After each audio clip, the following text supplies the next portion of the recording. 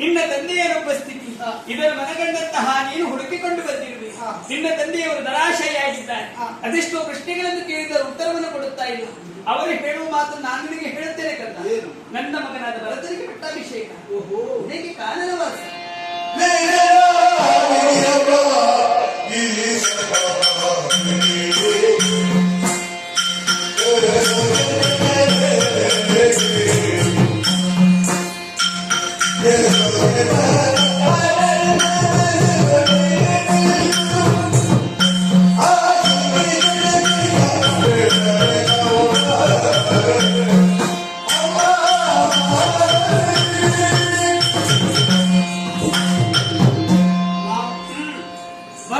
ಪಟ್ಟಾಭಿಷೇಕ ನಡೆಯುತ್ತಾ ಇದೆ, ನಡೆಯಬೇಕು. ಹಾಗಿದ್ರೆ ರಾಮ ಕಾನನವಾಸವನ್ನು ಮಾಡಲೇಬೇಕು ಎನ್ನುವಂತಹ ಇರಾದೆ ಈ ಅಯೋಧ್ಯ ನಗರದ ಬುಡಜನರಿಗಿದ್ದೆ ಎಂದಾದರೆ ಖಂಡಿತವಾಗಿ ಇದನ್ನು ಸ್ವೀಕರಿಸಿದೆ ನಮ್ಮ.